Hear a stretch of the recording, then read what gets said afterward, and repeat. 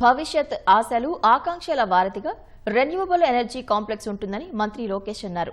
అనంతపురం జిల్లా గుత్తి మండలం బేతపల్లిలో రెన్యూ విద్యుత్ కాంప్లెక్స్ కు లోకేష్ భూమి పూజ చేశారు. 2300 ఎకరాల్లో 22,000 కోట్లతో పవన, సౌర, బ్యాటరీ ఆధారిత విద్యుత్ ఉత్పత్తి కాంప్లెక్స్ ను నిర్మిస్తున్నారు.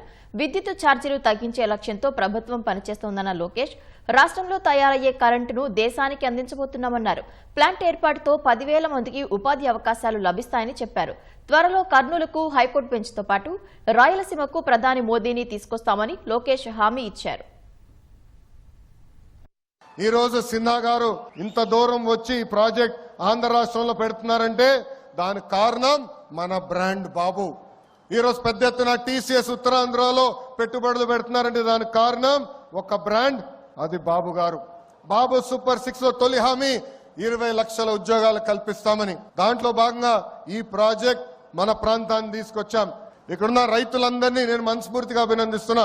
ఇక్కడ ప్లాంట్ వస్తుందంటే మీరు ముందుకు వచ్చి భూములు ఇచ్చారు. తద్వారా కనీసం 10,000 మందికి స్థానిక యువకులకి ఉద్యోగాలు, ఉపాధి కల్పించే బాధ్యత తెలుగుదేశం పార్టీ తీసుకుంటుంది.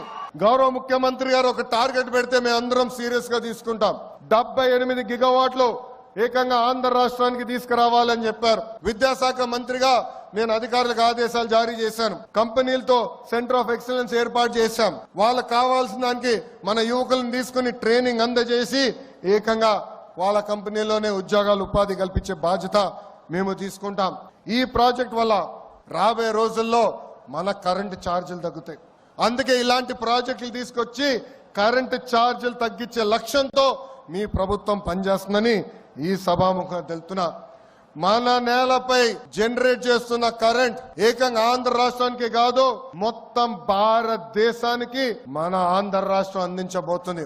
ఆంధ్ర ప్రజలు కోరుతున్న అన్ని కోరికలు గౌరవ ప్రధానమంత్రి గారు తీర్చుకుంటూ వస్తున్నారు. దాంట్లో భాగంగానే ఈ ప్రాజెక్ట్ రాయలసీమకు వచ్చింది. త్వరలో కర్నూలు కూడా హైకోర్టు బెంచ్ తీసుకొస్తాం. గౌరవ ప్రధానమంత్రి గారిని కూడా రాయలసీమ గడ్డపైకి తీసుకొస్తామని ఈ సభాముఖ రాయలసీమ ప్రజలు కూడా తెలుపుతున్నాం. గడిచిన 5 సంవత్సరాలు ఒక్క పెట్టుబడి రాలేదు, ఒక్క ఐటీ కంపెనీ తీసుకురాలేదు. పొద్దున్న లేచిన దగ్గర నుంచి రాత్రి వరకు మేము అన్ని తలుపులు తడుతున్నాం, అన్ని గడపలు దొక్కుతున్నాం. దాంట్లో భాగంగా నేను డావోస్కి వెళ్ళా. సిన్హా గారు గౌరవంగా నన్ను భోజనం పెట్టి పిలిచారు. ఆ భోజనంలో ఆయన ఒకటే చెప్పారు, గడిచిన 5 సంవత్సరాలు ఇన్ని కష్టాలు పడ్డాం, కానీ ఈసారి బాబు గారు తిరిగి వచ్చారు, నువ్వు అడుగుతున్నావు, అందుకే నేను ఆంధ్ర రాష్ట్రంలో పెట్టుబడి పెడతా, ప్రత్యేకంగా రాయలసీమ ప్రాంతాల్లో పెట్టుబడి పెడతానని చెప్తాం జరిగింది. టాటా సన్స్ చైర్మన్ చంద్ర గారిని కూడా కలిసా. 3 గంటల సేపు ఆయన ఆఫీస్ లో నేను కూర్చుని మాట్లాడా. దాంట్లో భాగంగానే టాటా ఎనర్జీ వచ్చింది, టీసీఎస్ వచ్చింది, ఇంకా అనేక పెట్టుబడులు కూడా టాటా లాంటి సంస్థలు పెడుతున్నాయి. ఇక్కడ చాలా మంది నిరుద్యోగ యువకులు ఉన్నారు, తల్లిదండ్రులు ఉన్నారు. ఒక లక్ష్యంతో మేము పనిచేస్తున్నాం, ఒక కసితో మేము పనిచేస్తున్నాం. అది 20 లక్షల ఉద్యోగాలు ఆంధ్ర రాష్ట్రానికి తీసుకొచ్చేదానికి. ఇలాంటి పెద్ద పరిశ్రమలు వచ్చినప్పుడు ఆహ్వానించాలి, పెట్టుబడులు పెట్టించాలి. సమస్యలు ఉండొచ్చు, మేమందరం ఉన్నాం పరిష్కరించేదానికి. మీకు అండగా నిలబడతాం, మీ తరపున మేము మాడతాం. కానీ పెట్టుబడి రావాలి, పెట్టుబడులు వస్తేనే మన పిల్లలకు ఉద్యోగాలు వస్తాయి. దయచేసి ఇది అందరు గుర్తు పెట్టుకోవాలని ఈ సభాముఖం మీ అందరు తెలుపుకుంటూ మీ అందరి దగ్గర నుంచి సెలవు తీసుకుంటున్నా.